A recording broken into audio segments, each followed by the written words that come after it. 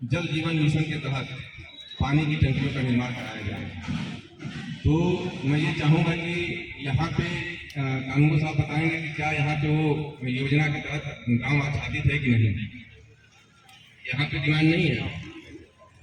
अच्छा, सामुदायिक शौचालय के लिए बन गया है, प्राथमिक स्वास्थ्य केंद्र के लिए यहाँ पे नहीं है। अब आप बता दें कि चारागाह, खलिहान, नवीन पड़ती, बंजर, तालाब कितने जगह पे हैं, कितनी संख्या है इनकी, और वर्तमान में स्थिति क्या। खेल कूद का मैदान भी उसमें है। महापार में टोटल 15 पोखरी गढ़ी मिला के 15 है, जिसमें से 2 बड़े हैं, इसका मत्स्य पालन के लिए आवंटन हो चुका है, और सारे पोखरियाँ छोटी छोटी हैं, जिसमें से 9 पोखरी तो जलमग्न है, जिसमें पानी है, 6 समतल है या कब्जा है, 6 पोखरी।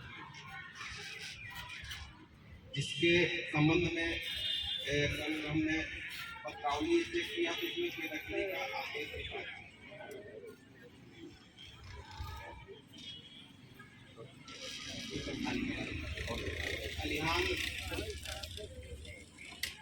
खलिहान की जमीन पर 2 है, 2 पर बेदखली का आदेश पारित हो चुका है, उसको भी खाली करा देंगे।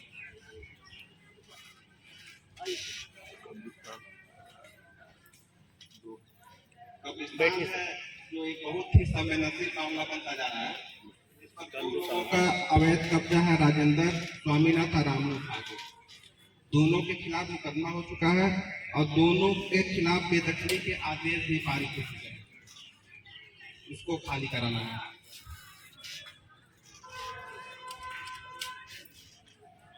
सर्वे किया है 2-3 पोखरी जो आबादी के बीच में जिसका सीमांकन सही नहीं हो पा रहा है, उसमें किसका कब्जा जैसे पूरा घर कब्जा तो है, लेकिन एक्चुअल में कौन काबिज है इसको हमको सीमांकन कराना है। तो 2-3 पोखरी जिसका हम ट्रेस नहीं कर पाए, तो कब्जा तो दिख रहा है, लेकिन वहाँ सीमांकन पर पता चलेगा कौन उसमें काबिज है। डाटा संख्या 476 और 479, उसका हम इस 1-2 दिन के अंदर टीम लेके सीमांकन करा के उस पर जो भी काबिज है उनके खिलाफ मुकदमा करके बेदखली की कार्रवाई करेंगे।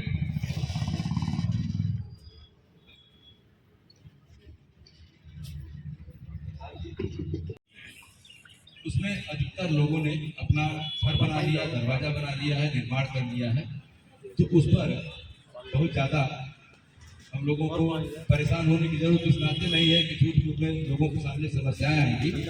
इसी नाते बार बार मैं कह देता हूँ कि साहब हमारे यहाँ कोई तरह का अतिक्रमण नहीं है। लेकिन 2-3 चीज जैसे इन्होंने कब्रिस्तान का जिक्र किया, 2-3 पोखरियाँ हैं और एक पट्टा फर्जी तरीके से हुआ है, वह बिल्कुल 4 लेन के किनारे है, बहुत ही महत्वपूर्ण जमीन है। वहाँ अगर सरकार की योजना खेल के मैदान के रूप में या किसी भी काम के रूप में अगर हमारे गांव में हो जाए तो उसके लिए हम पूरे ग्रामवासी आप लोगों के बहुत ही आभारी रहेंगे। यहाँ पहली समस्या आपने देखा भी कि आपके आने के बाद, आप जैसे अधिकारी के आने के बाद भी बिजली विभाग का कोई भी व्यक्ति, कोई भी अधिकारी यहाँ पर उपस्थित नहीं है। आ गए? अच्छा, उपस्थित नहीं है।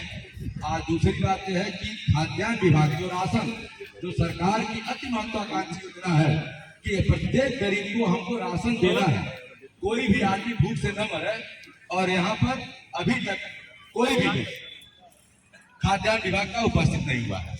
यह बहुत ही कष्ट की बात है साहब, इसको नोट करिए और पर कार्रवाई कराने की कृपा करें। अगर चाहिएगा तो मैं लिख करके भी देने के लिए तैयार हूं। बिजली विभाग से अगर मैं कभी किसी बात के लिए कहता हूं कि मेरे यहाँ तार जर्जर है, ट्रांसफार्मर की कमी है, तो एक लाइन में जवाब मिलता है कि गारंटी वाले से कहता हूँ तो कहता है जे हिसाब से बात करिए, एक्सीएन साहब से बात करिए। मुझको बिल्कुल फुटबॉल की तरह से लोगों ने बना दिया है कि जब भी इन लोगों से बिजली विभाग के विषय में कोई बात कहा जाता है तो तुरंत टाल मटोल करके, और एक भी गाँव साहब यह जान लीजिए कि यह गाँव में आज के तारीख में एकदम जलजल तार हो गए, लटके हुए। अभी आग लग जाती है पूरे गांव का, अगर गेहूं जल जाता तो उसकी जिम्मेदारी किसकी होती? किसान खाने बगैर मर जाते तो कौन कौन जिम्मेदार इसका होगा? तो इस पर कार्रवाई साहब आप करवाएं बिजली विभाग का।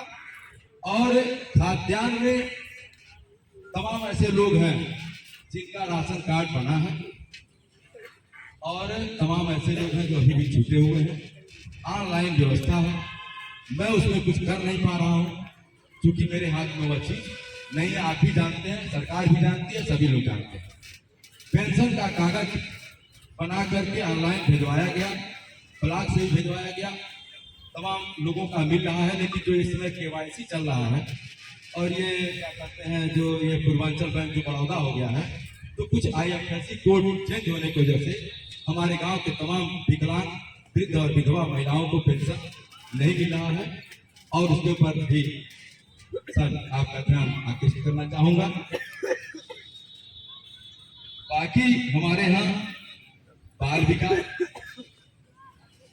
स्वास्थ्य और सफाई, ये तीनों चीजें बहुत ही सुचारू रूप से विद्यालय हो, चाहे सफाई हो और चाहे स्वास्थ्य विभाग हो, हमारे यहाँ के नियम और हमारे यहाँ के जो आशा बहुएं हैं और चाहे हमारे यहाँ के आंगनबाड़ी हैं, वो हमेशा काम पर रहती है। अगर उनको भेज दिया जाएगा तो पता यह चलता है कि वो चले गए वहाँ रौता पार में है, फलवा जगह है, धनकुआ जगह है और गांव में सारी नालियां जाम है और मेरे यहाँ सफाई कर्मियों को व्यवस्था लगा दिया जाता है। मैं ये पंचायत महोदय से भी निवेदन किया हूँ, आपसे भी मैं आपके माध्यम से कह रहा हूँ कि इस पर थोड़ा सा ध्यान दे करके और मेरे गांव में सफाई कर्मियों को कम से कम अन्यत्र न लगाया जाए। और एक बार और चौपाल लगा था रौतेला साहब जिलाधिकारी, एक शाम जाड़े का समय था, परम पूज्य महाराज जी मुख्यमंत्री हुए थे और सारे अधिकारी आए थे, पेंशन वाले साहब यहाँ आए थे, जिला समाज कल्याण अधिकारी साहब, सभी लोग आए और घी दोना लेकर के बैठ गए कि मैं परसों से आपके यहाँ लगा दूंगा चौपाल, तो नरसों से लगा दूंगा। और जो ही आप चले गए, आप बड़े अधिकारी हैं, आपके सामने सभी लोग कह रहे हैं। और कल के तारीख में अगर दो दिन केवल अगर गाँव में लोग घूम करके देख लेते कि कहाँ कुपोषण है, कहाँ राशन कार्ड है, कहाँ पेंशन है, कहाँ क्या दिक्कत है, सारी चीजें ऑनलाइन है जिसकी जानकारी आपको है, हमको नहीं है, प्रधान को कोई जानकारी नहीं है। राशन